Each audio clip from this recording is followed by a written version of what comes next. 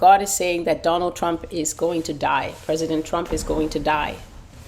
They're going to take him out. As soon as he is done doing what they need him to do, they're going to take him out. Dispose of him is the phrase that God is using here. And that's where war is going to come from. Civil war is coming to America, and there's nothing that anyone can do about it, because God says that they have catalysts that they have planned to use, carefully orchestrated events that are guaranteed to produce certain reactions in the population.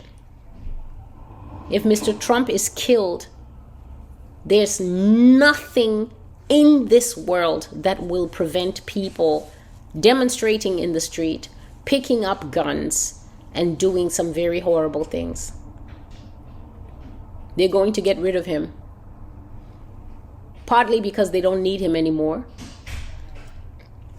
Partly because they know, and I have been saying it since 2020, God was showing me this. They know that if this man decides to stop obeying them for any reason, and he decides to go and be a independent candidate, or he decides to just go off and do his own thing and form his own party and run in another election, they know that there is nothing that they can do to stop him getting votes. He may not be able to get all the votes, but the amount of votes that he commands would make it impossible for any other party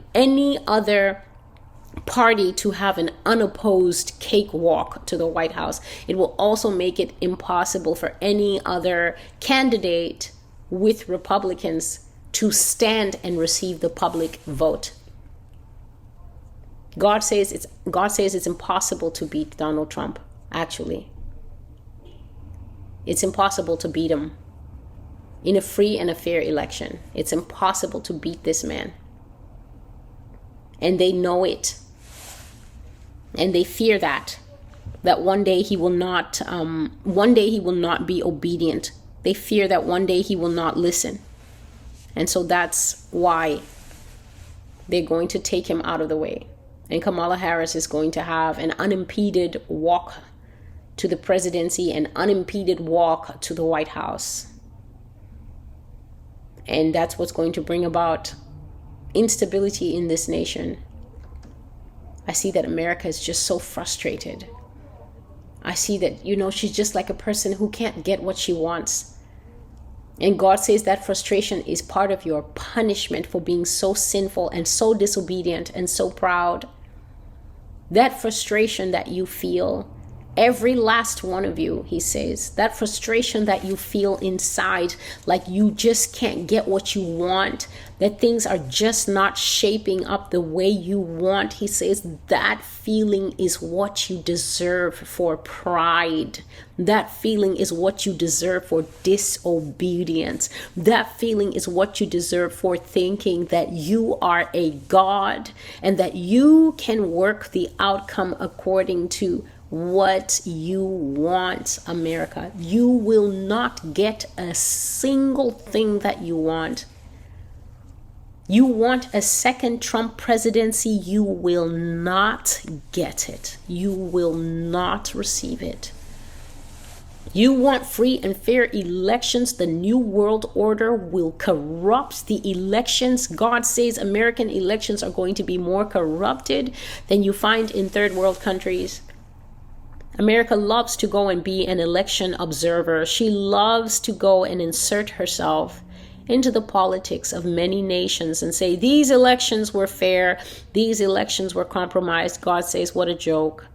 You are about to become the world's biggest and most famous banana republic. People will laugh at how American politics become. People will truly laugh. They will say, is this the nation that ruled the world? And you can't manage your votes? What's happening to the votes? What happened to the ballots, America? These are the questions I hear people asking in the spirit in various accents. Russian accent, French accent, German accent, and the Italians can't even ask anything because they're just laughing. They're drinking wine and they're laughing and watching. The greatest nation in the world, confused at the polls, confused at the ballot boxes. She goes and she thinks she does something, and when she comes out, the results are completely different from what she wanted. Frustration I see, and empty wallets in this country. I see people opening their wallet. Selfer, I just see one or two $1 bills. This is unheard of in a nation that has, across the board, maybe not every person, but across the board, an average, generally, financial security. People are generally financially stable here. People are not starving as it is in some parts of the world. But I see a man opening a wallet and there's just $2 in there. $2, not even $2.50, just two actual dollar bills.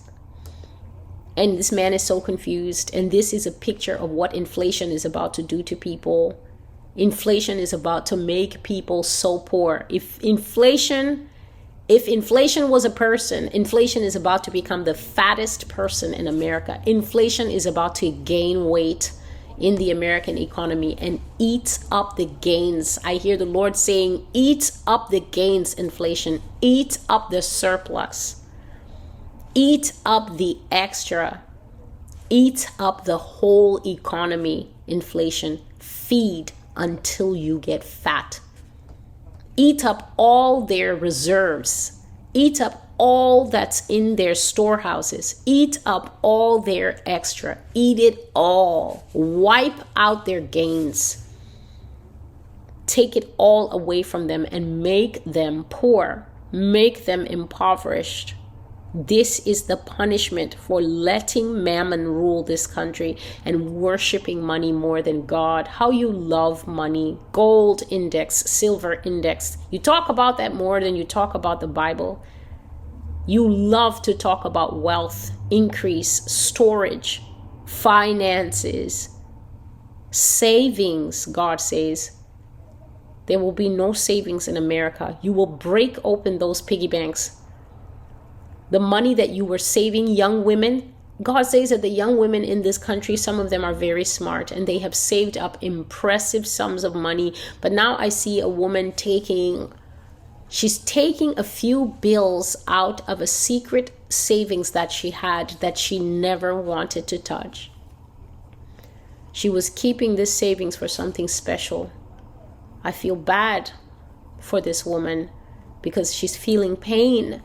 She hasn't touched this savings in a long time. The only time she interacts with her savings is to put money into it. A young person has to be this millennial. Yes. She's only been investing in this savings one way, putting money in. But for the first time I see, she has to go to this savings and take money out. She needs it for something.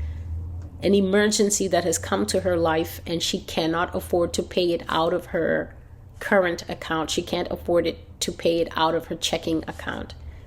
It's too big for her to handle and she doesn't want to borrow money from everyone, and so she has to go and open that savings account. And God says this is happening to many people right now. Right now. People are taking money out of piggy banks they said they would never touch. They told their husband, they told their wife, this money is for something separate. This money is for something different. This money is for something special. We're going to keep this for retirement. And now retirement money is being used in this present season to keep many households afloat. And this has brought fear to a lot of older people. I see that old people are having more and more conversations at the dinner table because they thought that they were okay for retirement, but now they have to look at the whole plan. And God says, you have not even started to feel fear. You have not even started to feel worry. I'm going to take away all the extra. I'm going to take away all the gains. I'm going to take away all the savings. And then you will have to look to me. My people know how to trust me. God has been saying this in at least 5 or 6 recent prophecies. He said, my people know me and they know how to trust me. He says, My people know that in a crisis, I can even increase them. I can even make them wealthier than they were before. Look at Egypt. Egypt became bankrupt and Israel became rich. I took away the wealth of the wicked and I stored it up for the righteous. My people who know how to walk through a crisis with me could even come out better on the other side of this than they were before. But if you take my instruction and you heed my voice, you will not suffer. I will look after you. He says, I will look after the very youngest among you. I am tender with children. I will look after the elderly with you. I am tender with the old. I am the Lord.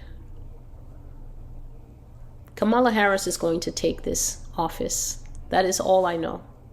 That is all I see. I just see this woman walking around with this commander-in-chief banner, this commander-in-chief. I mean, walking with the Secret Service. This is a sight. I'm telling you, they're going to play these images until we will get sick of watching it. We will literally get sick of seeing this loop on CNN and MSNBC and all the BCs. This woman walking to Air Force One, walking up those steps.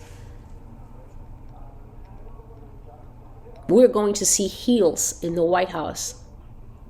We're going to see high heels in the White House. America, you will be frustrated. I am telling you, I am feeling frustration, and this is not my physical frustration because these things have nothing to do with me as a Christian. This is not my business. I belong to a separate kingdom, but I'm telling you, this frustration that I feel right now, this feeling that is coming upon me, this is the feeling of you out there who worship and pray to politics. You get your kicks from politics.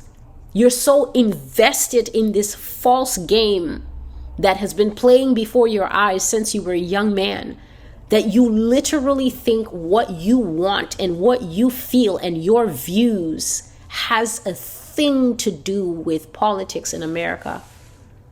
What foolishness is this?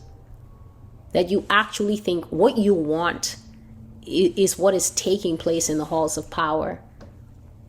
These people above your head, that's what God says. They're working at a level above your head. They don't even need feedback from any of us. They make a show.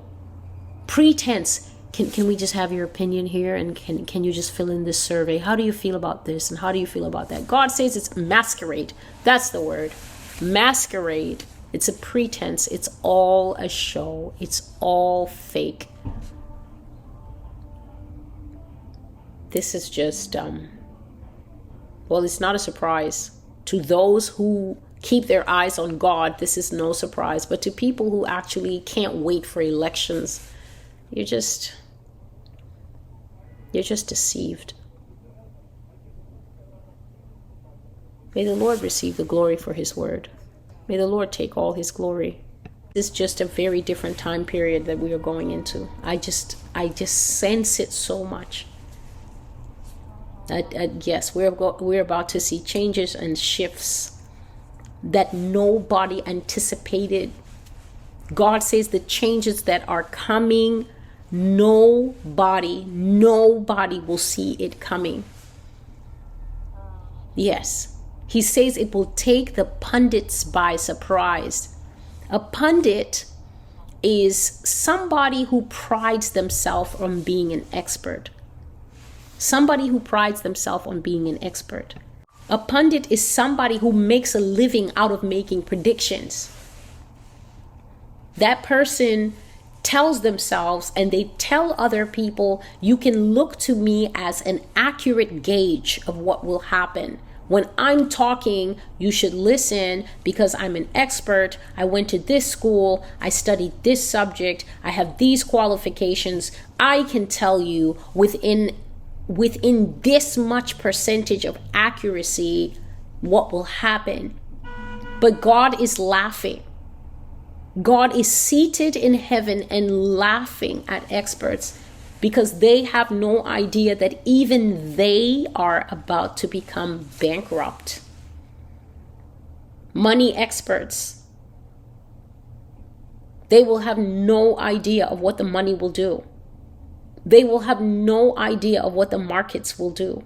They will have no idea on what the global economy will do. Shaking and shuddering, I am telling you, like a train that has just, a train that has just been going too fast. And now the engineer is trying all he can do.